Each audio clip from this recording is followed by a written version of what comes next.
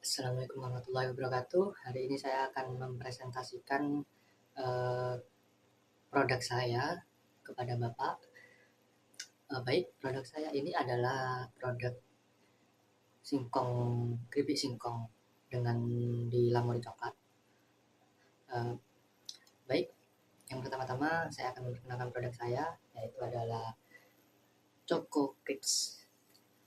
Usaha keripik singkong yang dengan coklat lumer ini menawarkan inovasi camilan yang lezat dan berpotensi besar di pasar Indonesia.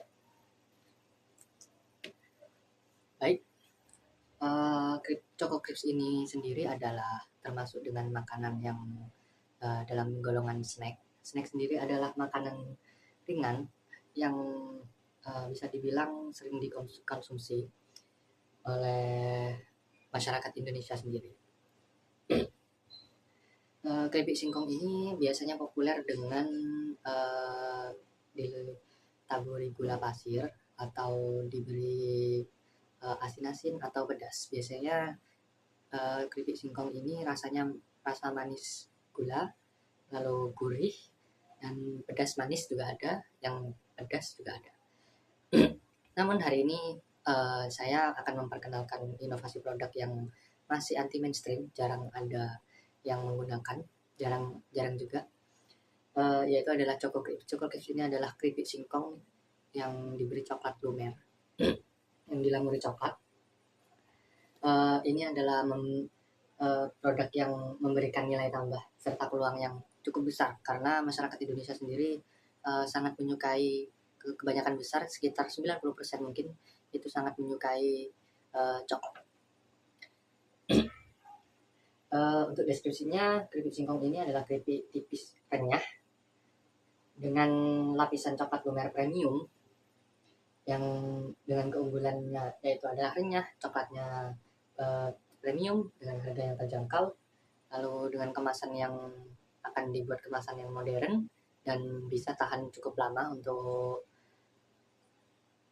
produk snack sendiri, yaitu adalah dengan bisa tahan sekitar 2-3 bulan. Baik, di sini saya akan menjelaskan kelayakan usaha dari prospek keuntungan. Jika target saya adalah 50 bungkus per hari, jika saya bisa menjual 50 bungkus per hari dengan harga 10.000, maka dengan biaya produksi sekitar 5.500 untuk per picisnya, kita bisa mendapatkan keuntungan sebesar 225.000 per hari.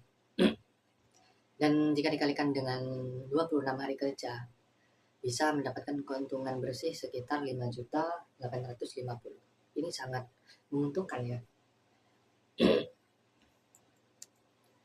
Lalu menurut saya dari umur untuk dan faktor teknisnya, menurut saya Choco Crips ini memiliki umur yang masih prospek yang jangka panjang. Usaha ini berpotensi bertahan lebih dari 10 tahun karena menurut saya keripik singkong ini sudah dari dahulu, udah ada sejak lama. Tapi dengan inovasi yang baru ini mungkin bisa lebih lama lagi, bahkan lebih dari 10 tahun. Dengan didukung inovasi-inovasi rasa baru seperti nanti mungkin ada rasa matcha atau rasa strawberry, vanilla, seperti itu. Dari teknis dan teknologinya, kita harus tetap menggunakan singkong yang terpilih dan berkualitas. Dan untuk mesin yang kita gunakan adalah mesin perajang. Lalu untuk packagingnya sendiri kita menggunakan mesin sealer dan tempering coklat dengan pemasaran yang digital pastinya untuk mencapai target-target tertentu. Jadi untuk lingkungan pasar yang berpotensi tinggi, menurut saya adalah dari segi pelajar dan mahasiswa. Dari pelajar dan mahasiswa ini memiliki prospek peluang pasar yang berpotensial sekali, sangat tinggi. Tapi bukan hanya dari pelajar dan mahasiswa, ini bisa juga disukai oleh para pekerja dan keluarga-keluarga yang bisa dimakan ketika bersantai atau sedang berkumpul dengan keluarga.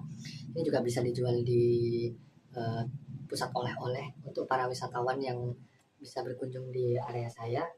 Dan yang pasti adalah jualan secara online, karena menurut saya yang bagus adalah berjualan secara online. Selain dari para pelajar dan mahasiswa, yang paling agar kita tidak ketinggalan zaman dengan berjualan biasa, kita harus berjualan secara online.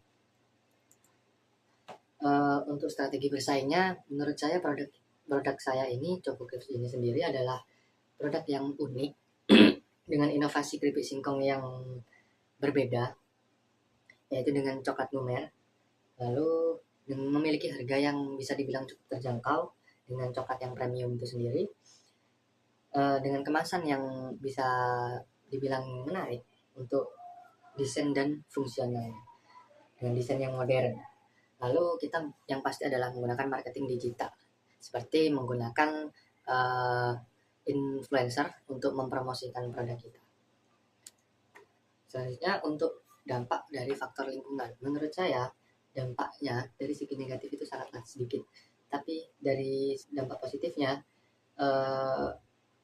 kita jadi bisa memperbesar wilayah penjualan singkong bagi para petani. Lalu dengan dukungan terhadap UMKM lokal, kita bisa memberikan suplai kepada mereka untuk dijual. Kita hanya mendapatkan untung yang lebih kecil mungkin, tapi dengan prospek yang lebih besar. Lalu untuk dampak negatifnya dan pengendaliannya, yang membuat sulit untuk mendapatkan singkong ini adalah cuaca yang sulit ditebak. Jadi dengan cuaca yang sulit ditebak mungkin bisa mengurangi volume panennya. Terus untuk yang paling sulit adalah harga minyak yang naik turunnya masih belum jelas. Harga minyak itu fluktuatif. Untuk pengendaliannya kita bisa menggunakan mitra untuk petani. Jadi kita pesan dulu, nanti ketika mereka panen kita langsung dapatkan produknya, kita bisa beli. Lalu untuk yang selanjutnya, faktor legal dan regulasi. Dari faktor ini kita yang pasti harus bisa memiliki NIB atau nomor induk berusaha. Kita butuh perizinan dasar untuk memulai usaha ini. Dan selanjutnya adalah sertifikasi halal. Itu sangat dibutuhkan untuk produk yang skala besar. Lalu kita akan memberi label nutrisi dan yang pasti pendaftaran merek, dari informasi produk dan perlindungan merek. Lalu karena ini juga termasuk home industry, jadi kita perlu memerlukan sertifikat produksi pangan industri rumah tangga atau SPPIRT. Kesimpulan dari kelayakan usaha ini adalah potensi keuntungan yang bisa dibilang cukup tinggi, sangat tinggi bahkan, dengan proyeksi laba yang sangat menjanjikan.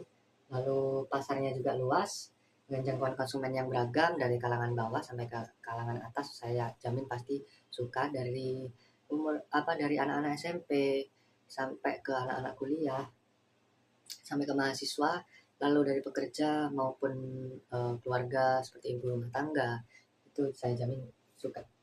Lalu untuk bahan bakunya kita juga melimpah, karena di Indonesia ketersediaan singkong itu cukup besar. Teknologinya dari segi produksinya juga mudah, proses produksinya yang efisien, lalu prospeknya yang paling penting adalah prospeknya jangka panjang dengan potensi pertumbuhan dan inovasi yang berkelanjutan. Baik, sekian, terima kasih untuk presentasi kali ini. Terima kasih.